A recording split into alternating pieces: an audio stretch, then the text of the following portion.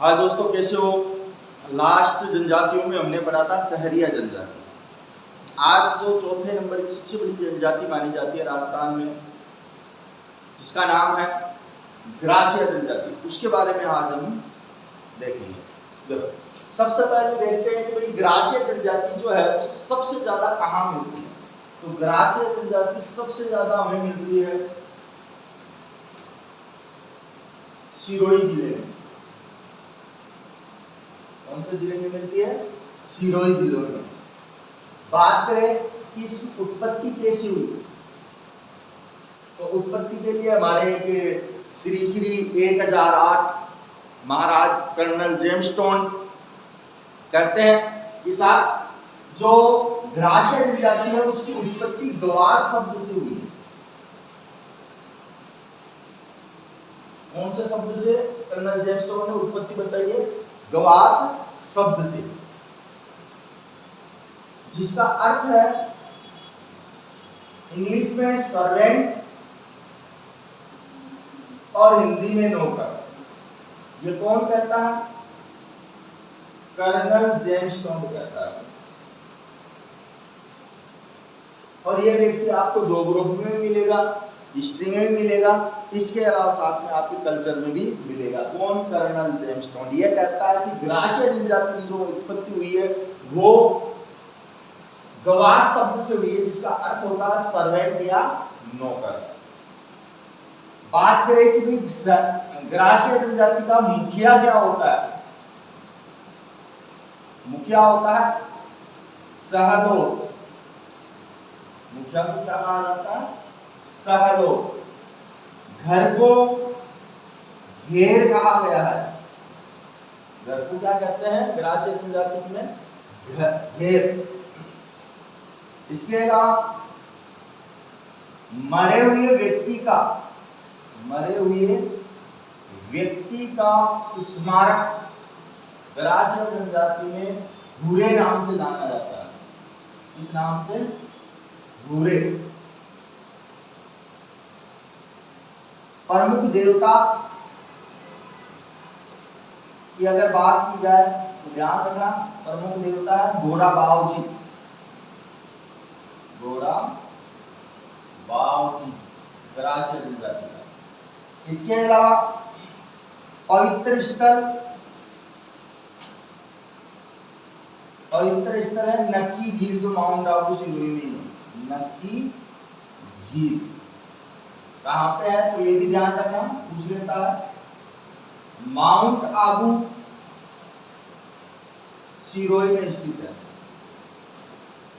और कहा जाता है कि सिरोही के अंदर जो ग्रासिया जनजाति है वो मृतक की जो अपनी अस्थियां होती है वो इसी नक्की झील में विसर्जित करती है। इसके अलावा ग्रासिया जनजाति का जो प्रमुख त्योहार है वो होता है होली। कौन सा त्योहार? होली। तो दोबारा देख रहे हैं बात, ग्रासिया जनजाति सर्वाधिक पाई जाती है माउंट आबू सिरोही में। उत्पत्ति जो बताई है वो कर्नल जेम्स टोन के अनुसार गवास शब्द से बताई गई है, जिसका अंग्रेजी में अगर मैं बात करूं तो उसे कह सकते हैं सर्वेंट, और हिंदी में बात करें तो उसे नौकर।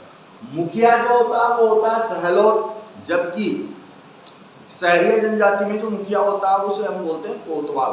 बच्चे इस चीज को भी लेकर कंफ्यूज होते हैं, इसलिए ढंग से याद रखें इस चीज को। घर को बोलते हैं घेर। और मरे हुए व्यक्ति का ये जो स्मारक बनाते हैं ग्रासिया जनजाति के लोग, उसे कहते हैं हुर्रे। इसके अलावा प्रमुख देवता इनका है घोड़ा बावजी।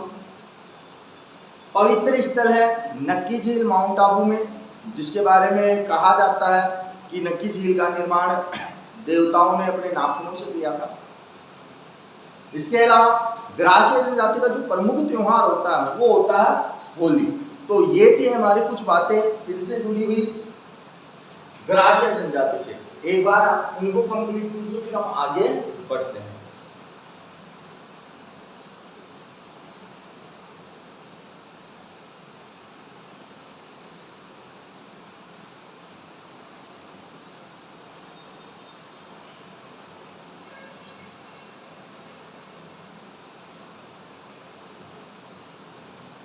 देखो आप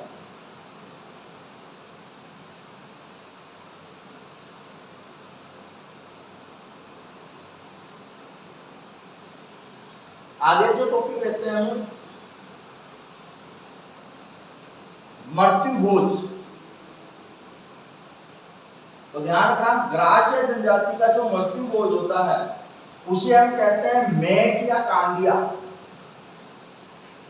मेक या कांदिया कहा जाता है। इसके अलावा मृतक का अंतिम संस्कार, मृतक का अंतिम संस्कार जो किया जाता है वो किया जाता है 12वें दिन।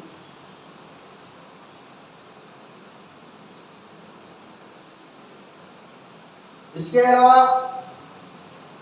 इनका मेला लगता है मनखारो मेला। मनखारो मेला, मनखारो मेले का जो आयोजन होता है वो होता है पंचमहल गुजरात में। पंचमहल गुजरात। और ध्यान रखना कि इसी मनखारो मेले का जो संबंध वो ग्रासिया जनजाति से है, जो लगता कहाँ है, पंचमहल गुजरात में। और इसी को ग्रासिया जाति का कुंभ भी कहते हैं।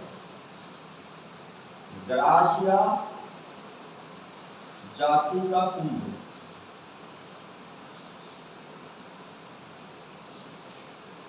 बात करें कहां लगता है ग्रासिया जनजाति का कुंभ, तो पंचमहल गुजरात में। इसके अलावा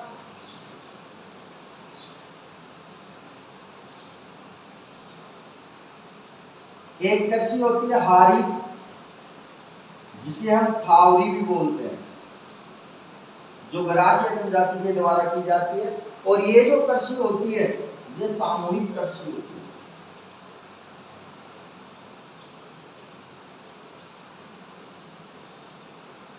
ग्रासिया जनजाति में जो सामूहिक कृषि की जाती है वो हारी या थावरी के नाम से प्रसिद्ध है। एक कृषि होती है इनमें बालरू कृषि,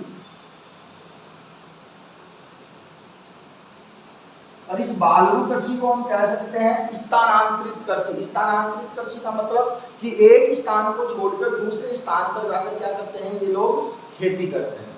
तो स्थानांतरित कृषि।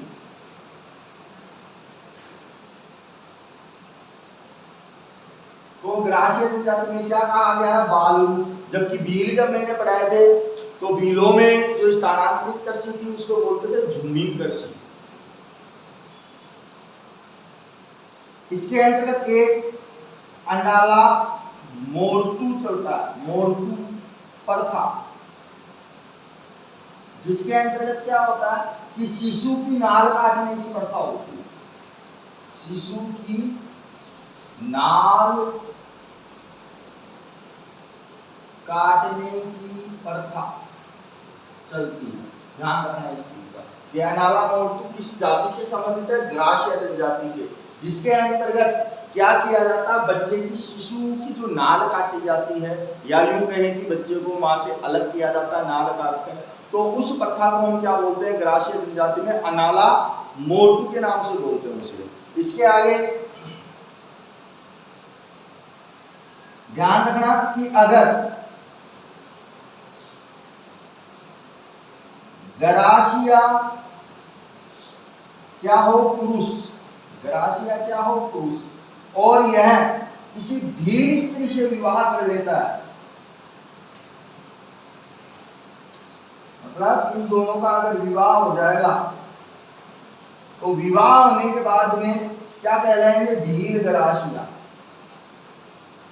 क्या कहलाएंगे, भील ग्रासिया। दोबारा से ध्यान देना कि अगर पुरुष हो ग्रासिया जनजाति का, पुरुष क्या हो, ग्रासिया जनजाति का, और अगर स्त्री भील होती है, स्त्री जो हो भील जाति की हो, और अगर ये आपस में विवाह कर लेते हैं तो ये क्या कहलाते हैं, भील ग्रासिया कहलाते हैं। क्या कहलाते हैं, भील ग्रासिया। इसके अलावा एक चीज और आप ध्यान रखना, इसी से संबंधित है कि अगर भील पुरुष हो और ग्रासिया स्त्री हो, और ये दोनों अगर विवाह करेंगे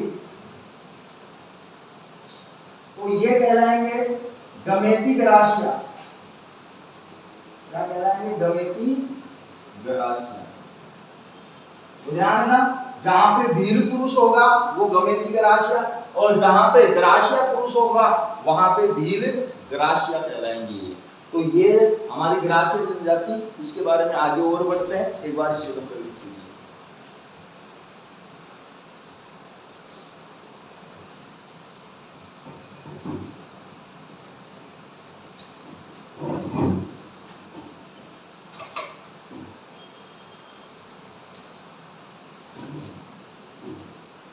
हो गया?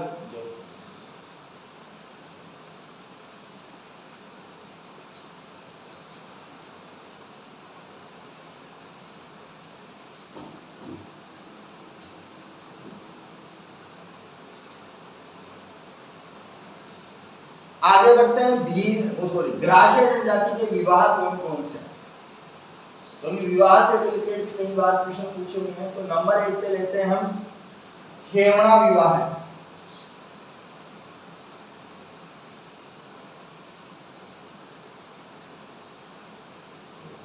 खेवणा विवाह के अंतर्गत बताया जाता है कि अगर कोई विवाहित स्त्री किसी पुरुष से प्रेम विवाह करती है तो वो विवाह क्या कहलाता है? खेवणा विवाह।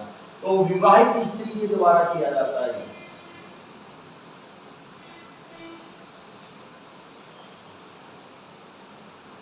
द्वारा प्रेम विवाह करना।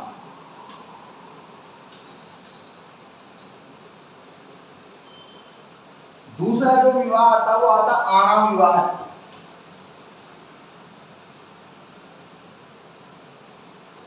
आणा विवाह होता विधवा विवाह,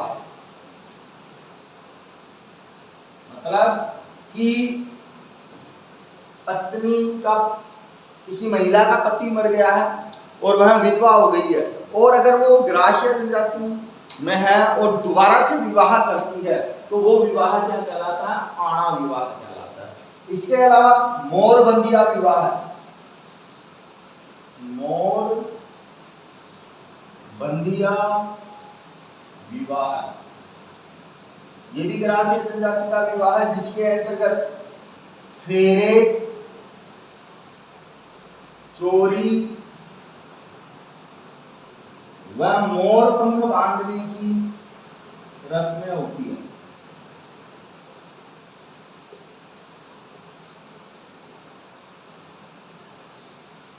ध्यान रखना, फेरे, चोरी और मोर पंख बांधने की जो रस्म होती है वो ग्रासिया जनजाति के किस विवाह में की जाती है? तो मोरबंदिया विवाह। तो ध्यान रखना, मोर से मोर पंख बांधने का जो रिवाज है वो उसमें है मोरबंदिया विवाह में। इसके अलावा पहराना विवाह है।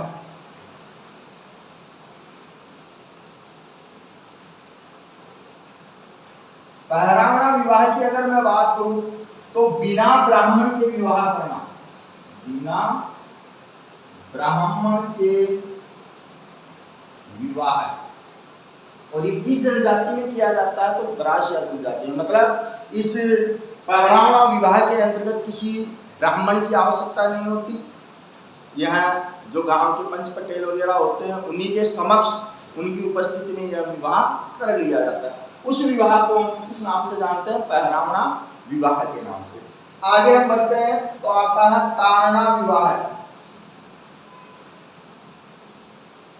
ताड़ना विवाह, ताड़ना विवाह जो होता है